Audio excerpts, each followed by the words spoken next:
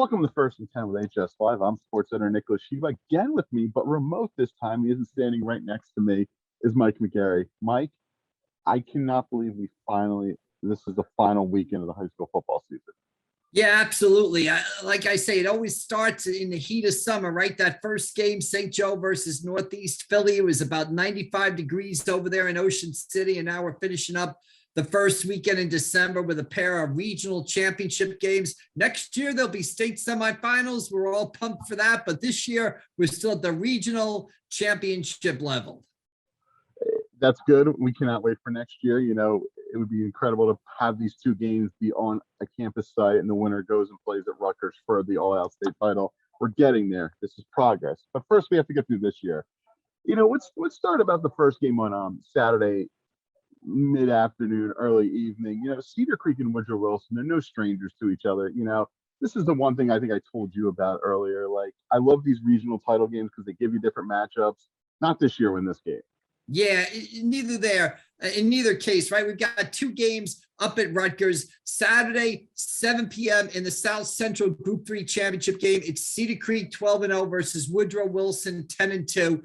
Then Sunday, 4 p.m. in the South Central Group 4 regional championship game, we've got Millville versus Winslow Township. You hit it before. We were talking before we started this, and it should be offense at both of these games. We look at Cedar Creek, Woodrow Wilson first. These teams first played on September 25th. Cedar Creek won that game 21-8. Cedar Creek undefeated, number one, our Elite 11. Offensive talent all over the field in this game. Cedar Creek, JoJo Bermudez, he has 78 catches for 1,526 yards. You got quarterback J.C. Landoncini, who's thrown for nearly 3,000 yards. Jaquan Howard, a running back, he's rushed for 1,467 yards. You know, and Woodrow Wilson is going to counter with Devin Cargman at quarterback. He's thrown for 2,713 yards. So there's numbers, offense, crazy stats all over the place. I feel like Devin Cargman's been at Woodrow Wilson for about 8 years now. Like, well, his brother, of course, quarterback before him, and in fact set a state record, threw for like 500 yards against Cedar Creek a couple of years ago. And now after he graduated, Devin stepped in and took over, and he's done a great job. You talked about J.C. Landoncini. I think he's been the biggest revelation this year. You know, we knew about the running game kind of, and we knew about JoJo, but J.C. Landoncini's been like you know, kind of the point guard of that whole thing this year. Yeah, 177 of 264 for 2,942 yards and 31 touchdowns. And, you know, here's a guy who didn't start at the beginning of last season. He did not win the job to be the starting quarterback. I wrote a story about this a couple of weeks ago. And instead of transferring, which is what a lot of people would have done, he stayed at Cedar Creek. He eventually became the starting quarterback. Now he's led them to a South Jersey Group 3 title, and now they're in a regional title game. And Cedar Creek has won 14 straight dating back to last season. And there's no, that winning streak coincided basically with Landoncini taking over at quarterback. It's really a story of perseverance in a way, because as you said, like nowadays, those kids, you don't win the job, you go looking for another place where you can play, and he stuck it out. And then, you know, credit to that staff for keeping him there and basically grooming him, you know, into him for basically the year he's had. Like, I don't think anyone expected this, 31 touchdowns out of him. No one did expect this, and he's done a great job. Cedar Creek's got a lot of playmakers, as does Woodrow Wilson. But I think this game's going to come down to defense, okay? Whatever team is going to be able to get that key stop or two at a right point in the game, that's going to be the team that's going to be able to go on and win the football game. And both of these teams have a lot of defensive talent. You know, senior linebacker Demir McCrary for Woodrow Wilson has 128 tackles. And, of course, Cedar Creek's got a lot of guys on defense. Elijah Smalls with 4 interceptions. CJ Resto at linebacker with 132 tackles. And Jamal Chapman and Kevin Doherty up front, they're constantly pressuring opposing quarterbacks. I think Chapman has 18 tackles for losses. Doherty has 19. So this game, although there's a lot of offensive talent on the field, this game's going to be won by whatever defense can get that key stop. Maybe a stop before halftime, a stop late in the third quarter. That's going to be the difference in this game. And their first game they played in September, that was not an offensive shootout. That was kind of like a grinded out kind of game. And Cedar Creek showed they can play in those kind of games. They did the same thing against Holy Spirit. Yeah, 21-8, as we mentioned on September 25th. And of course, Cedar Creek, as you said, has a 7-6 win over Holy Spirit. So, they've won in a variety of ways. I would expect there to be more points than 21-8, though, in this game. I think Woodrow Wilson is playing a lot better. Since that loss to Cedar Creek, they've won 8 in a row. We'll move on to the game, which I think will be like an old school Big 12 game from a couple of years, probably 5 or 6 years ago. Winslow and Millville has the chance to really, you'll see more offense in that game. You probably see all Rutgers season at home, by the way.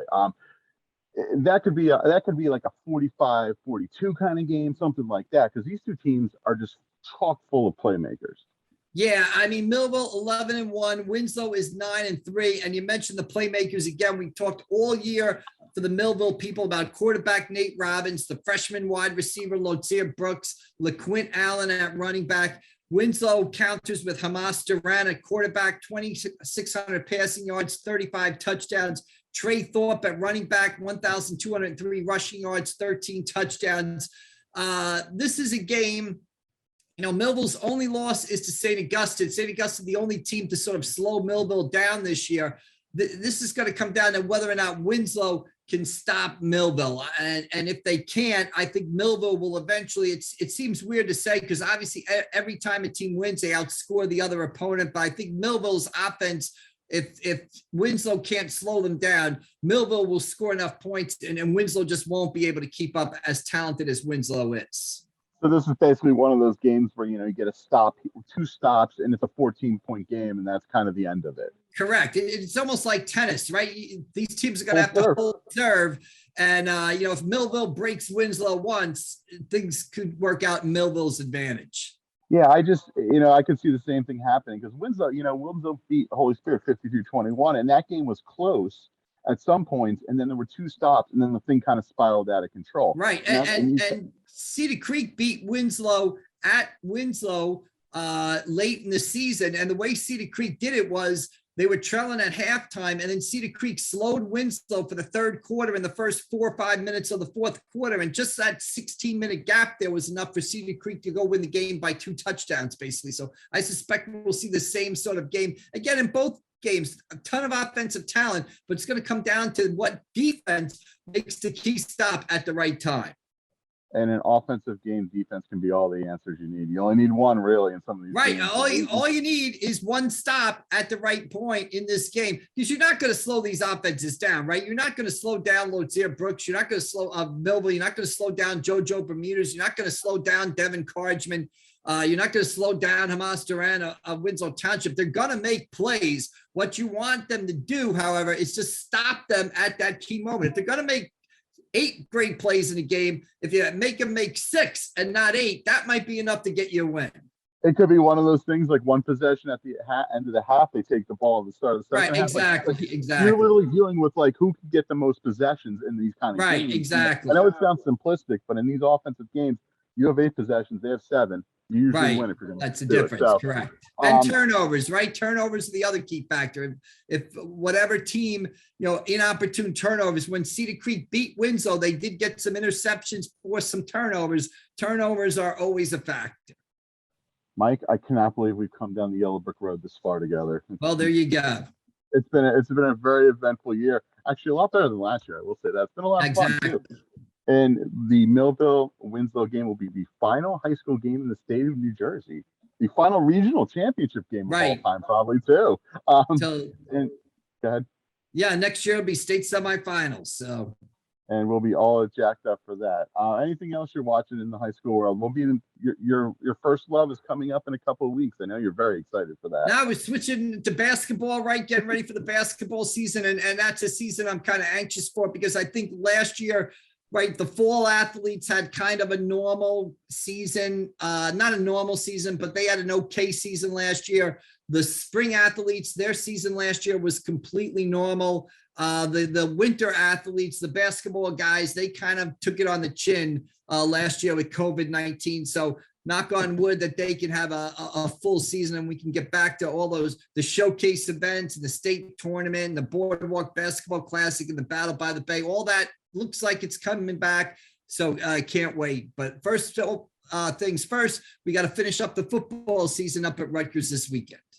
We'll be giving out trophies, and that's the best part of the year. You can follow all the action all weekend long at PressiveAC.com.